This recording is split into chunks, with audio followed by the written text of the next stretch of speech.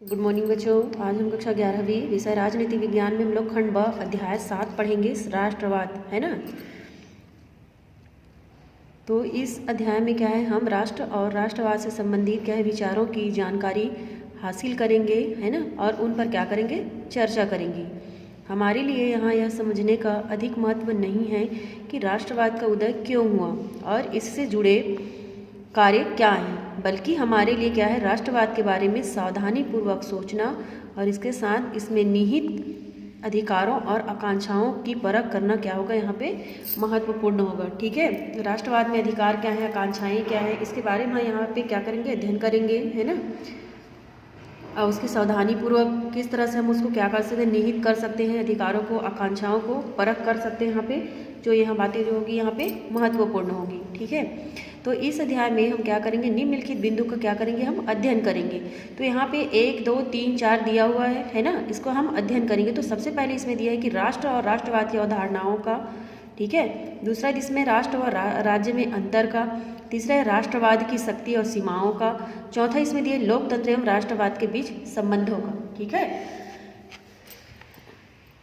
वर्तमान समय की अनेक महत्वपूर्ण राजनीतिक अवधारणाओं में राष्ट्रवाद का स्थान बहुत ही प्रमुख है। 19वीं शताब्दी में यूरोप के अंदर एक प्रभावपूर्ण शक्ति के रूप में इस सिद्धांत का उदय हुआ। यद्यपि भारत में एक सांस्कृतिक अवधारणा के रूप में राष्ट्र और फलस्वरूप राष्ट्रवाद का विचार बहुत प्राचीन काल से चला आ रहा है ना। फिर भी एक राजनीतिक सिद्धांत के रूप में उसका उदय और विकास 19वीं शताब्दी में यूरोप से माना जाता है। 20वीं शताब्दी में तो राष्ट्रवाद का यह सिद्धांत इतना व्यापक और प्रभावपूर्ण बन गया कि सभ्य मानव जीवन के लिए अनिवार्य माना जाने लगा। वास्तव में देखा जाए तो आधुनिक राज्यों में गठन का आधार राष्ट्रवाद ही रहा है। यहाँ तक कि सन 1918 में, है ना, यहाँ तक कि सन 1918 में जिनेवा में अपना मुख्यालय बनाने वाले राज्यों के अंतर्राष्ट्रीय संगठन का नामकरण राष्ट्रसंघ और सन 1945 में स्थापित किया गया।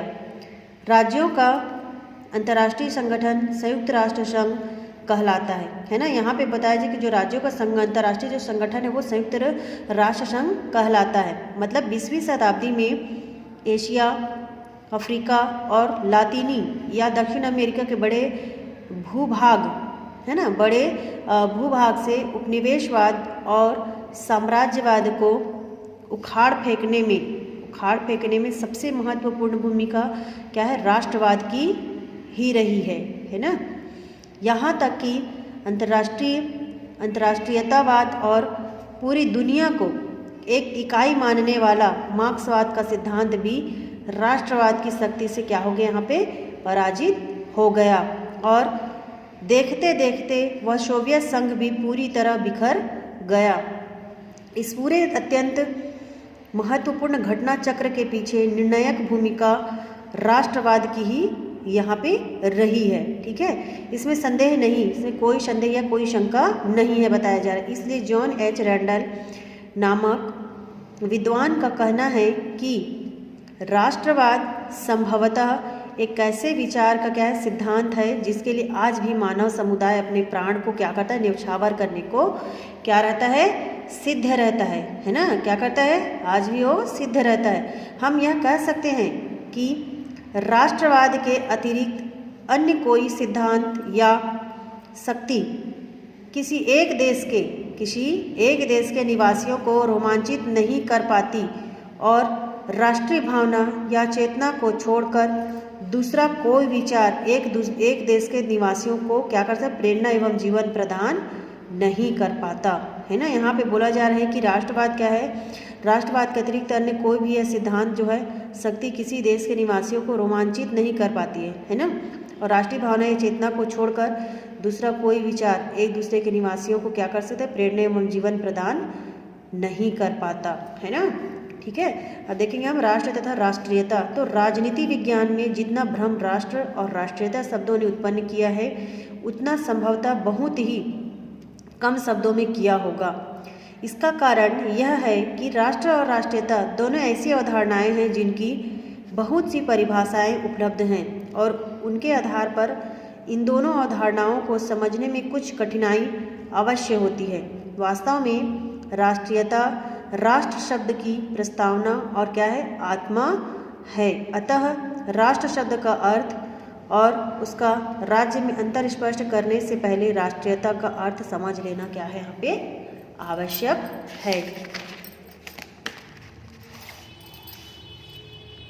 जन्म, वंश, नस्ल, जाति, भाषा, धर्म, ऐतिहासिक एवं सांस्कृतिक परंपराओं तथा समान हितों एवं उद्देश्यों आदि के आधार पर संगठित मानव समुदाय की एकता की मानसिक भावना को राष्ट्रीयता कहते हैं। ठीक है, यहाँ पे बताया जा राष्ट्रीयता क्या है, तो यहाँ बताया जा रहा है कि जन्म है, वंश है, नस्ल है, जाति है, भाषा है, धर्म है ना, ऐतिहासिक एवं सांस्कृतिक परंपराओं तथा समान हितों एवं उद्देश्य आदि के आधार पर क्या कहते हैं, संगठित मानव समुदाय की एकता को ही मानसिक भावना को राष्ट्रीयता क्या कहते हैं, राष्ट्रीयता कहते हैं। राष्ट्रीयता का अर्थ स्पष्ट करते हुए लास्की ने लिखा है, राष्ट्रीयता का अर्थ है एक विशेष प्रकार की एकता, है ना। राष्ट्रीयता का अर्थ क्या है, एक विशेष प्रकार की एकता। यह एकता समान ऐतिहासिक पृष्ठभूमि, सामान्य परंपरा और सामान्य संघर्षों का परिणाम है। वह एक जन समूह को शेष समूहों से क्या करती, पृथक करती है। इस प्रकार राष्ट्रीयता एक विशेष प्रकार की मानसिक भावना है जो मनुष्यों के मनोभावों का क्या है, यहाँ पे परिणाम है। एकता की मानसिक भावना में बंधा हुआ मानव समुदाय स्वतंत्र अथवा स्वतंत्रता की इच्छा रखने वाले एक राज्य के रूप में क्या है, यहाँ पे परिणत हो जाने पर राष्ट्र का रूप धारण कर लेता है।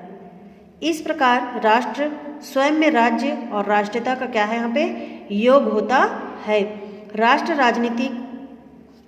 राष्ट्र राजनीतिक स्वतंत्रता और संगठन की ओर स्पष्ट संकेत करता है। किसी भी मानव समुदाय को राज्य का रूप धारण करने के लिए यह आवश्यक है कि उसका अपना क्या हो, संगठन हो, है ना, और वह राजनीतिक दृष्टि से क्या करे, वहाँ पे पूर्णतया स्वतंत्र हो। जबकि राष्ट्रीयता का संबंध उस मानव समाज की, मानव समुदाय की एकता की भावना से होता है ना।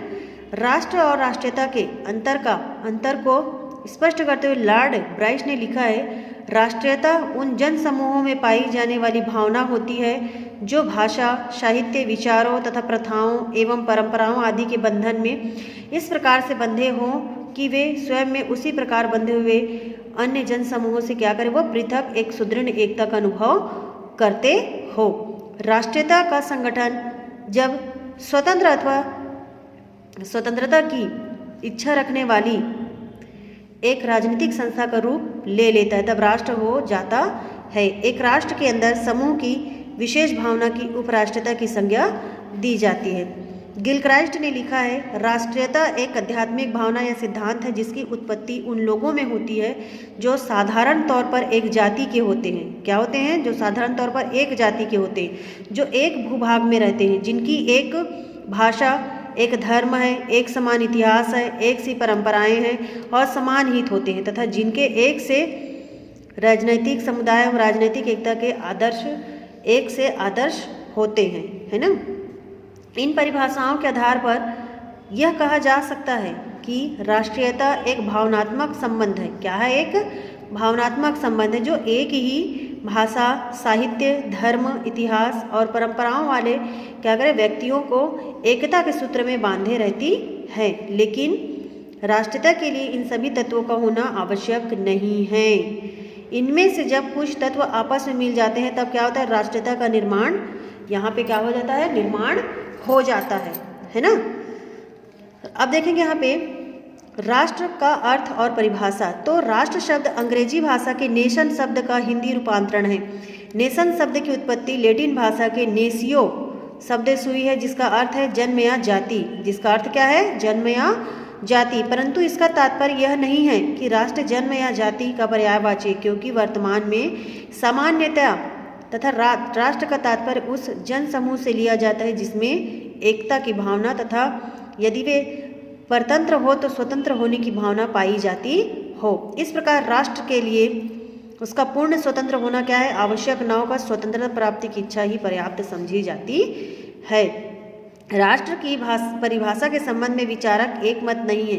कुछ विचारकों ने शब्द व्युत्पत्ति के आधार पर, कुछ विचारकों ने राजनीतिक आधार पर तथा कुछ अन्य विचारकों ने सांस्कृतिक और मनोवैज्ञानिक आधार पर राष्ट्र को भिन्न भिन्न प्रकार से परिभाषित किए। उनमें से कुछ परिभाषाएं क्या है, निम्नलिखित है। बर्गेस, तो राष्ट्र का अर्थ है एक ऐसा जन समुदाय जो वंशीय एकता रखता है और एक विशेष भौगोलिक क्या करता है, क्षेत्र में रहता है। लॉर्ड ब्राइस बोल रहे हैं कि राष्ट्र वह राष्ट्रीयता है जिसने स्वयं को क्या किया, स्वतंत्र होने की इच्छा रखने वाली एक राजनीतिक संस्था के रूप में यहाँ पे क्या किया, वो संगठित कर लिया है। बलंसली ने बोला है कि राष्ट्र ऐसे मनुष्यों का समूह है जो विशेष रूप से भाषा तथा रीति रिवाजों द्वारा एक ऐसी संयुक्त सभ्यता से बंधे हुए हैं जो उनमें एकता की भावना तथा विदेशियों से मतभेद की भावना को क्या करती है, उत्पन्न करती है। यहाँ पे जे.एस. गिल बोल रहे हैं कि राष्ट्र क्या है, मनुष्य जाति का वह भाग है, मनुष्य जाति का वह भाग है जो अन्य लोगों की तुलना में एक दूसरे के साथ क्या करते हैं, समान सहानुभूतियों के धागे में संयुक्त है और जिसमें एक समान सरकार के अधीन रहने की प्रबल इच्छा है। डॉक्टर गार्नर, राष्ट्र सांस्कृतिक रूप से संगठित और एकरूपी ऐसा जन समुदाय है जिसे अपने मानसिक जीवन की एकता और अभिव्यक्ति का ज्ञान है और जो उसे बनाए रखना चाहता है। उपयुक्त परिभाषाओं से स्पष्ट हो जाता है कि अलग अलग विद्वानों ने राष्ट्र शब्द की परिभाषा अलग अलग तरीके से दी है, फिर भी अब यह सच्चाई आमतौर पर स्वीकार की जाती है कि राष्ट्र क्या है, केवल नस्ल या जातीय एकता पर आधारित नहीं है। इसी तरह राष्ट्र के लिए राज्य भी अनिवार्य नहीं है। गार्नर ने ठीक ही कहा है कि राष्ट्र के लिए लोगों का राज्य के रूप में संगठित होना जरूरी नहीं है और न ही राज्य के लिए राष्ट्र का होना यहाँ पे क्या है, आवश्यक है।